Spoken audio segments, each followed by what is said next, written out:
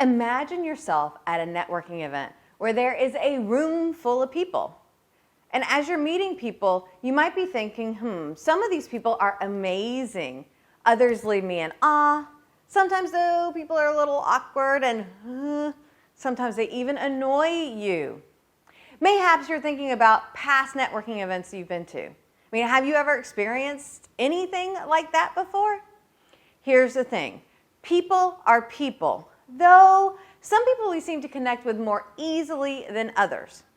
And if our goal is to generate more referrals, that connection, that likability is so very important, which is why we are here today. If we can be more relatable, it will help us be more referable. Did you know that 20 to 30% of the population doesn't like you when they first meet you? Now, some of you are thinking, oh, that's so sad. While others of you are thinking, wow, I'm doing good. It's only 20 to 30%. Whew. How you respond actually gives us clues to your style, and it is all about the style. Behavioral style, that is.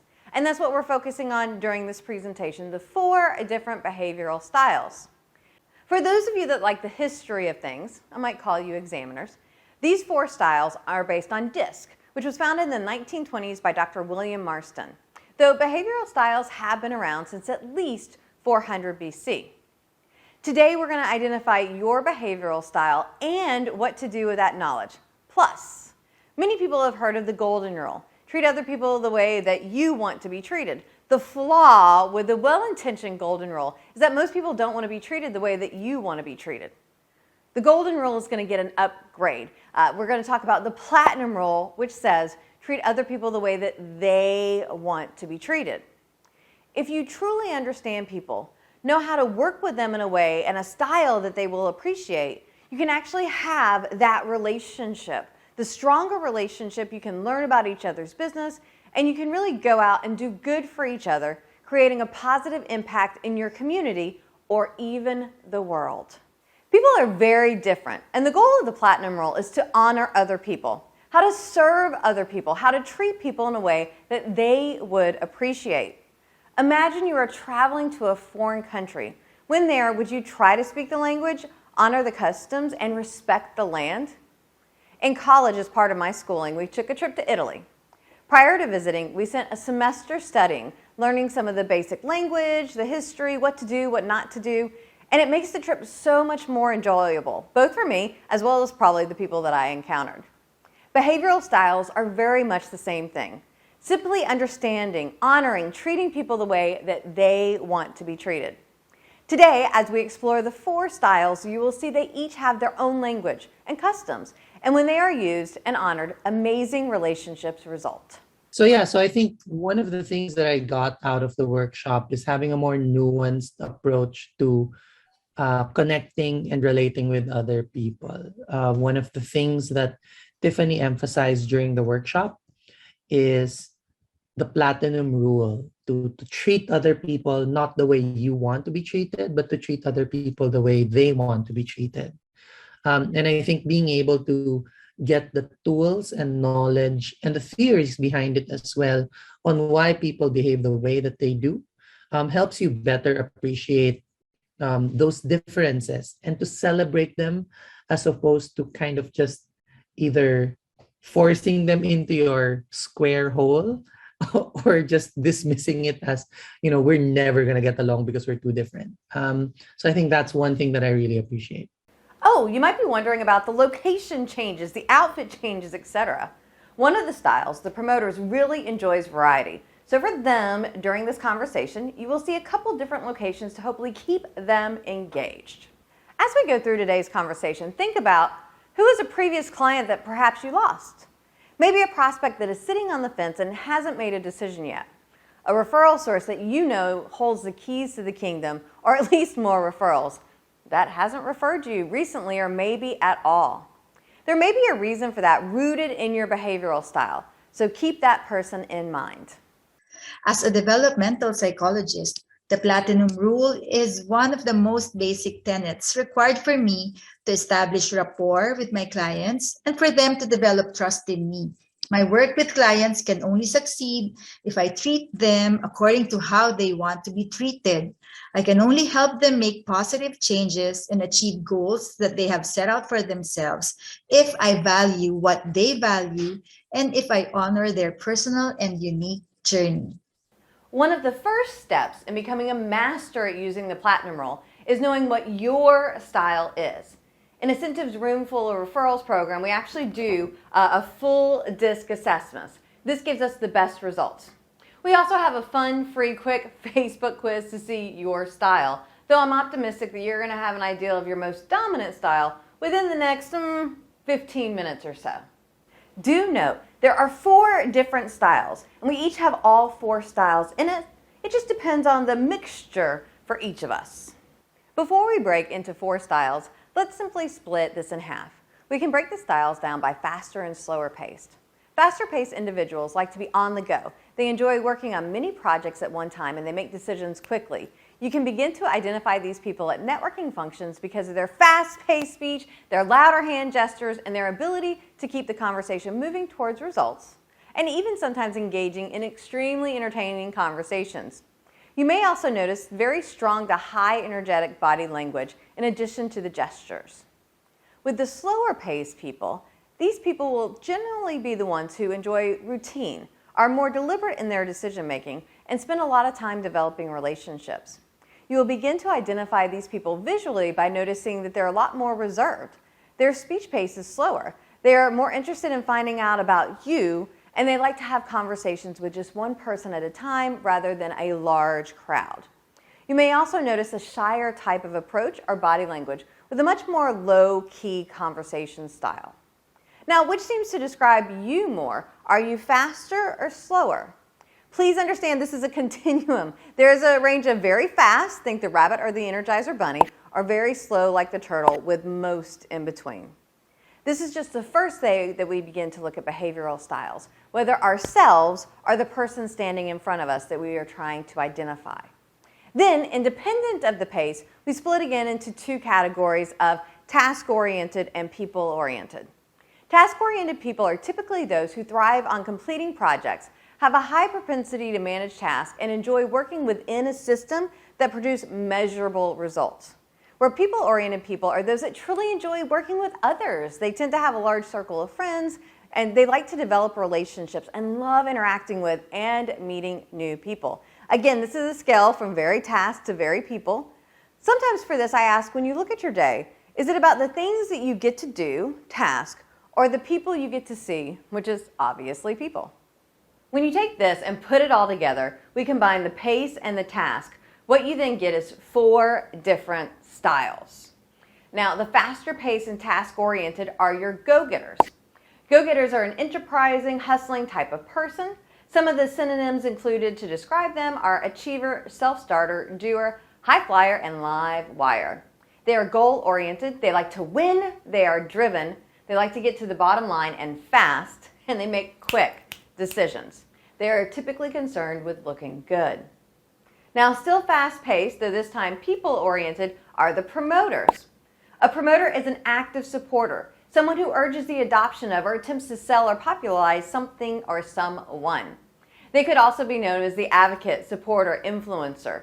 They are fun-loving people. They like to be the center of attention, and they tend to talk a lot.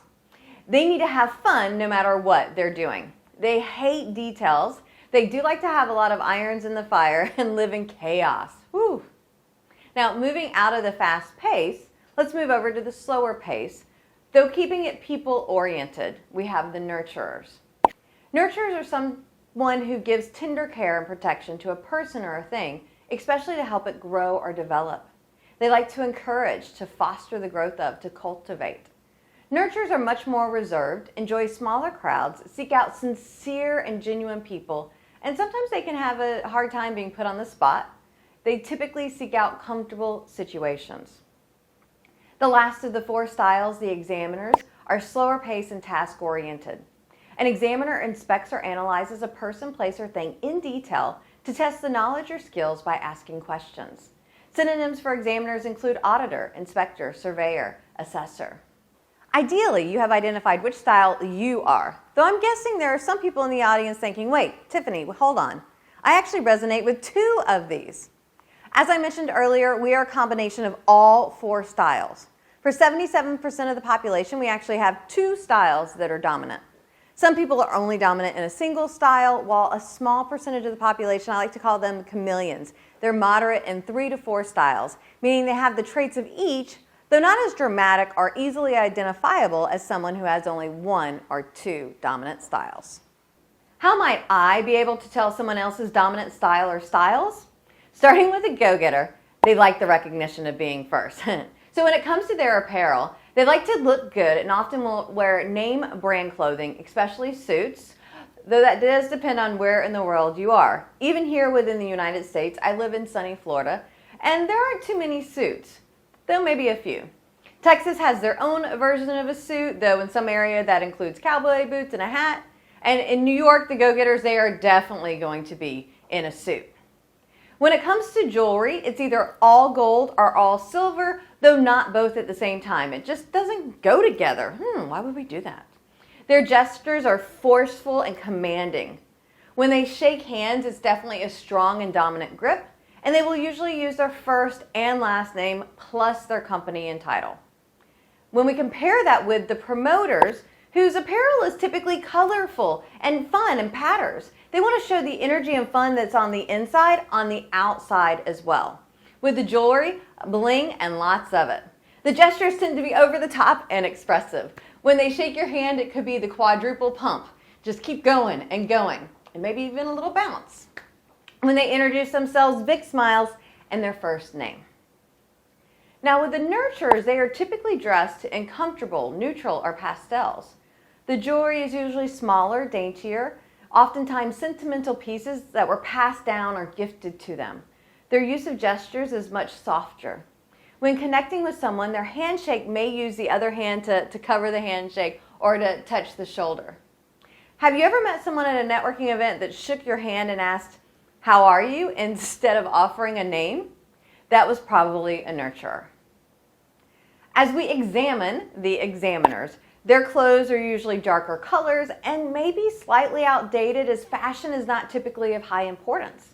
So much so, if they can find an item they particularly like, they might purchase 5 of the same or similar colors and continue to wear them. The examiners are not as interested in their outer appearance, much more about the work they do. Jewelry is practical, like a watch, a wedding ring, or glasses. Gestures are minimal. When they shake your hand, it is often a single pump, maybe a head nod at the end, checking off that we have completed the handshake. Or they might even take a small step back to give plenty of room to the person they're meeting. They introduce themselves with first and last name. So much of what we do, who we are, leaves clues. When the phone rings, we answer it. How we answer the phone is another way that gives clues to our behavioral style. My best friend's dad was a go-getter. He answered the phone saying in a serious voice, "This is Bill."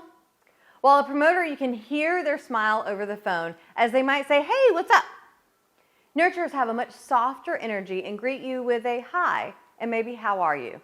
Examiners, a simple hello. It is time to get dressed. You step to the closet and open the door. If you're an examiner, I expect the closet to be tidy, perhaps color coordinated with everything having its proper place and being in it, which is almost the exact opposite of the promoter, who might be lucky if they can shut the door with all the stuff everywhere. Whereas the go-getters are most likely to have had the closet professionally organized, custom build outs, and perhaps an area to show off their most prized possession, even if it's just for them to look at. And for the nurturer, they're not going to spend a lot of time in the closet or on their appearance. You may find more bins and containers than hangers. And their closet might include things from other people in the house, or they may have given up their space to store the Christmas decorations or extra linens. The language a person uses is another clue to their style. Promoters tend to use words like, wait, what? Go-getters are thinking I skipped them, the audacity.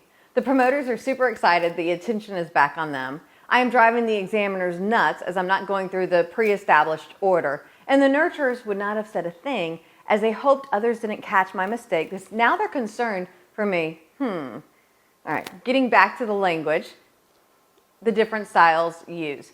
For the promoters, they like to use words like awesome, enthusiastic, fun, hope, optimistic, and terrific.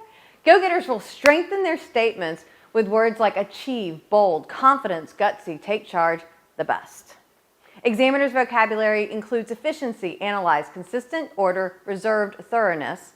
And nurturers tend to use sentences that include authentic, calm, help, meaningful, relate, and truly.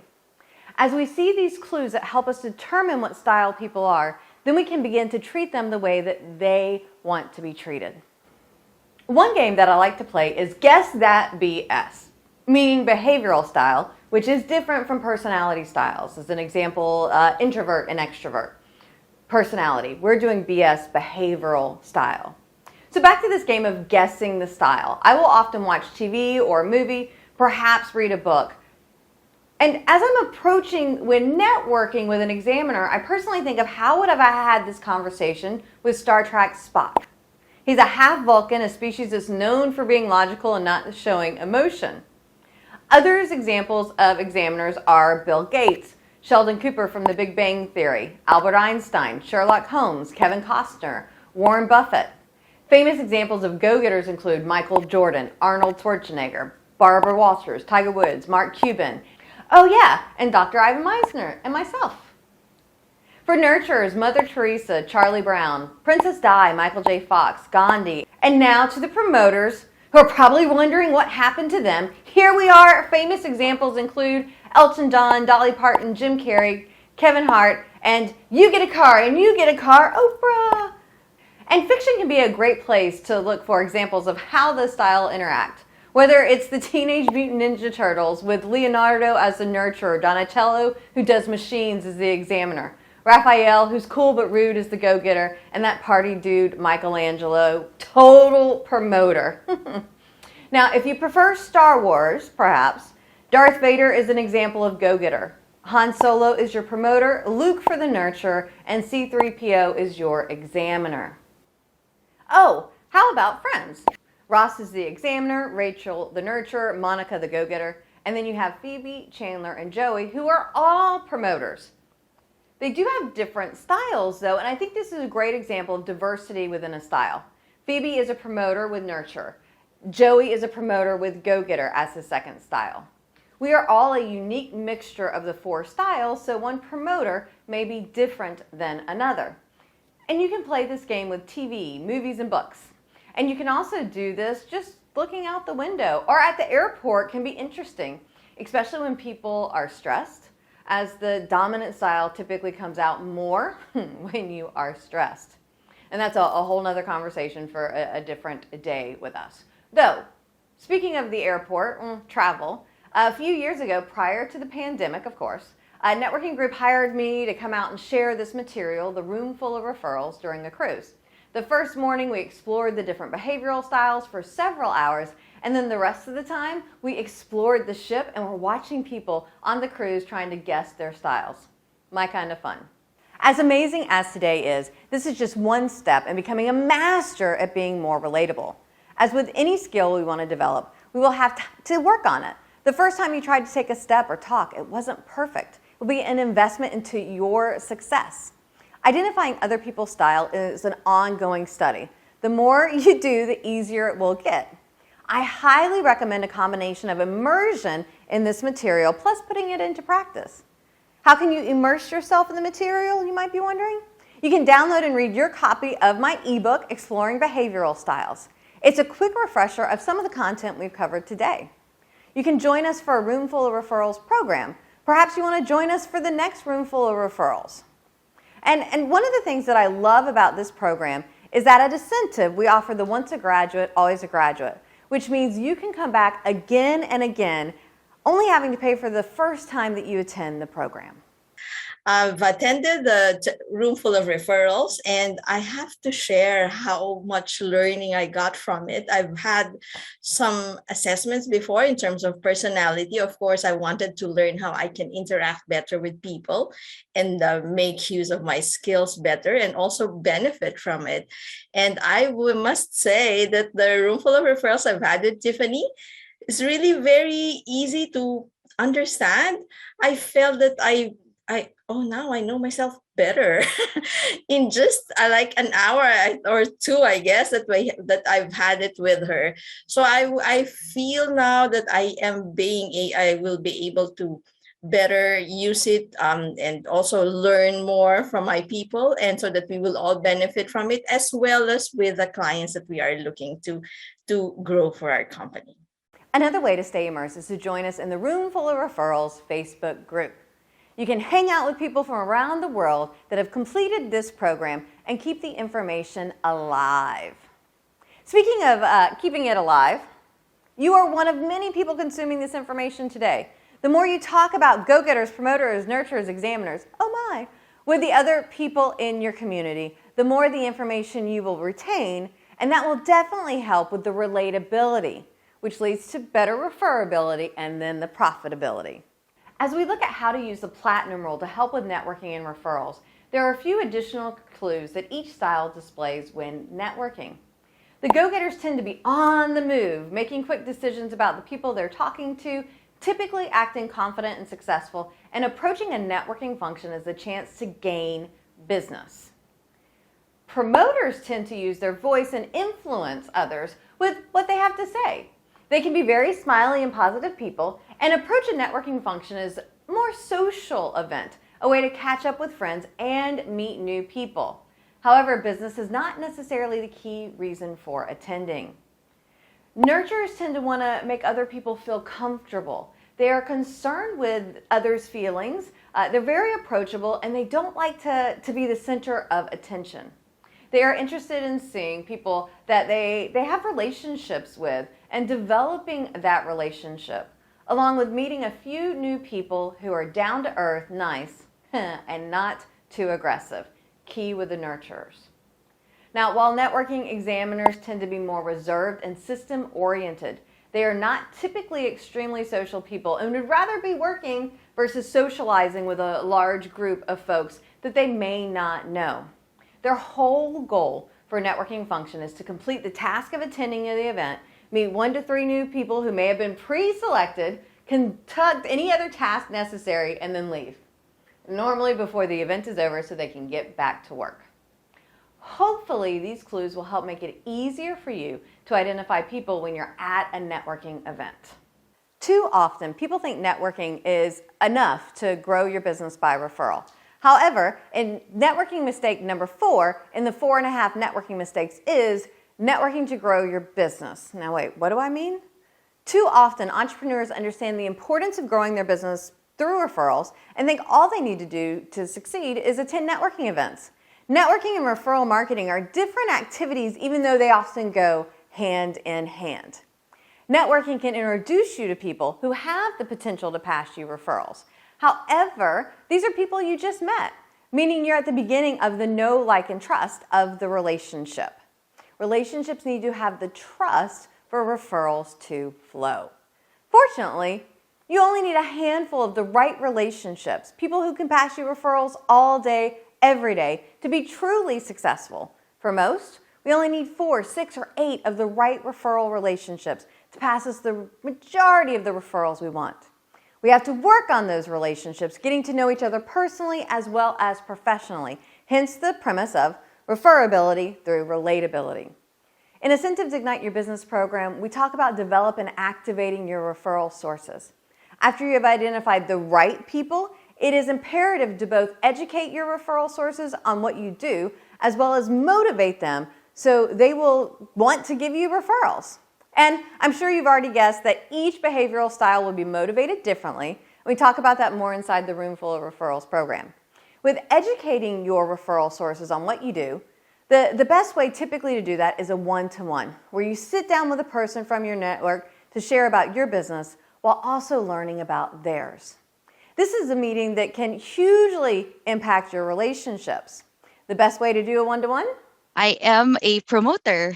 One way that I've recently used this new way of learning about other people's behavioral style is also applying it with how I approach a one-to-one with the different members from all over the world. One of the things that I've noticed when I started using it is that I'm more sensitive before I speak also to my fellow members. And I notice that I'm more careful and I actively listen even more now because I want to make sure that I'm really hearing them. And one of the things that I realized is that when I became more aware about who they might be, maybe different type of behavioral style, then I can also probably ask questions or state some information that could be useful to help them open up more.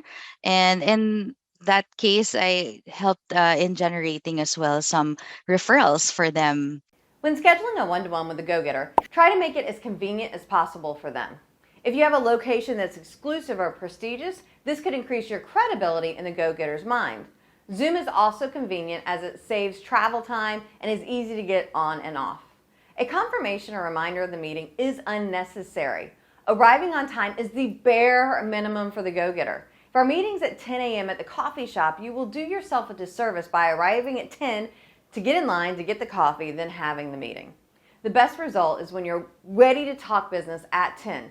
Oh, actually, I highly recommend you might even show up a couple of minutes early. Showing up late may result in the loss of trust from the go-getter, and the chances of doing business together or receiving referrals goes down. Generally, the go-getter's favorite thing to talk about is themselves. Put them at ease with learning about their business first. Asking questions shows your interest in them. Once the business conversation is complete, time permitting, the go-getter will then talk about their personal life. Now, switching up, when scheduling a one-to-one with a promoter, know that they love new joins. And if the location also offers the opportunity to meet new people, bonus. They want a spot that's full of excitement and fun. A Zoom one-to-one will not usually spark joy for the promoter, though they may offset that with a fun setting or activity done with their partner. Typically, promoters appreciate a gentle reminder of the meeting the day before or day of, well, maybe even both. I will usually text to say I'm excited to meet and see with you tomorrow, or see you in an hour at the location. Much better than texting, are we just still meeting? Now let's talk about being on time. Promoters, at least in Florida, may be the ones to schedule for 10-ish. They are forgiving if you're a couple of minutes late. Now, never jump right into business with the promoters. Take at least a couple of minutes or more for some friendly and personal conversation. Then get into the business, though try not to get too serious or boring, as you may lose their focus. Now, when scheduling a one-to-one with a nurturer, consider finding a location that allows for more intimate conversations with minimal distractions. They are typically happy to travel and meet at your location. Nurturers will meet you via Zoom. They secretly prefer to be face-to-face. Should you wish to confirm your meeting with the nurturer, a phone call will let them know that you honor their time and are anticipating your upcoming meeting. Ideally, you want to be on time with meeting with a nurturer. However, you are easily forgiven if a couple minutes late. It is important to spend time at the beginning of the one-to-one to connect personally. You may want to schedule a slightly longer meeting with a nurturer than the other three styles, as that connection is important, and rarely do nurturers refer to people they do not know well. Now, when it comes to the business, the nurturers are usually happy to help, though have a hard time asking for help or even accepting it themselves when it's offered. Now, when scheduling a one-to-one with the examiners, the location should be conducive to doing business with minimal distractions. Zoom is an efficient way to do a one-to-one, though be sure to eliminate any of those distractions. While you can confirm in advance with the examiner, the reminder is usually unnecessary. Once the appointment is on a calendar, an examiner is not typically likely to miss. Arriving on time for your scheduled appointment will help build trust with the examiner, as you have followed through and done what you said you were going to do. When scheduling your one-to-one, setting an agenda is appreciated by the examiners. This will make the flow of the meeting easier, as what to be discussed is already determined.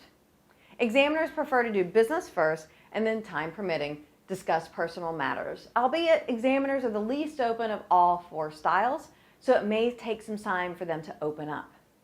As you can see, the different styles want different meetings. If you're a promoter and show up late for the examiner, oops. If you're an examiner and you jump right in business with the nurturer, When we adapt to others, treating them the way that they want to be treated, it is a better and stronger relationship. We were talking about one-to-ones. Can you take this exact same conversation ideas and use those for sales meetings? Yes. And if you can adapt to the client, the prospect, Huge potential for profitability. Every single meeting, whether with a prospect, client, referral source, friend, family, loved one, can be so much better when we treat them the way that they want to be treated. I want to thank you for the Room Full Referrals course. I went to see a client the day after taking your class. I identified this person as an examiner, which is quite the opposite of me being a promoter. I shake his hand. Hello, how we doing? Within 10 seconds, we were talking about the numbers and the math already. Knowing he was an examiner, he didn't want to know about bells and whistles. He just wanted to know about features. So we went through it. Now, as a promoter, I want to know about him. I want to know about his business. I couldn't tell you any of it. I couldn't tell you if he was married, has a dog, has a cat, is allergic to cats. I couldn't tell you anything about him. And the whole time we're going through the presentation, I'm shaking my head. This meeting is dry as could be. But at the end of the meeting, he looks at me and says, wow, this was a very productive meeting, Larry. Thank you for your time. I really appreciate it. And I'm like, this is the worst meeting I've ever had. So that was my first experience one day after taking your course. The very first time I sat through a Cinta's Room Full of Referral program, Terry, a woman in my network and my friend, came up to me and shared, now I know I didn't like you when I first met you. We had a little chuckle and went on with our day. And it's not the first time that I've heard that from people. When we brought the Room Full of Referrals program to the Tampa area and I started facilitating it, I anticipated having more people share the same sentiment with me, that they didn't like me when they first met me. Surprisingly, I didn't hear that anymore, and it made me realize that implementing this material was helping me lower that number of 20 to 30% of people not liking me to almost zero. Huge impact for me and my business. Today we have covered a massive amount of content in a very short time. It takes repetition, revisiting, re-examining, remembering. We are part of a larger community gaining this knowledge together. When we talk about it, debating what style you think people could be, how do we adapt to them, that's what helps us implement it. And I am hoping I will see you soon, mayhaps on Facebook, LinkedIn, perhaps at an upcoming Room Full of Referrals program. Utilize the platinum rule. Treat others the way that they want to be treated, and you will see your relatability go up, which will help your referability grow, leading ideally to massive profitability. Thank you. And happy networking, y'all.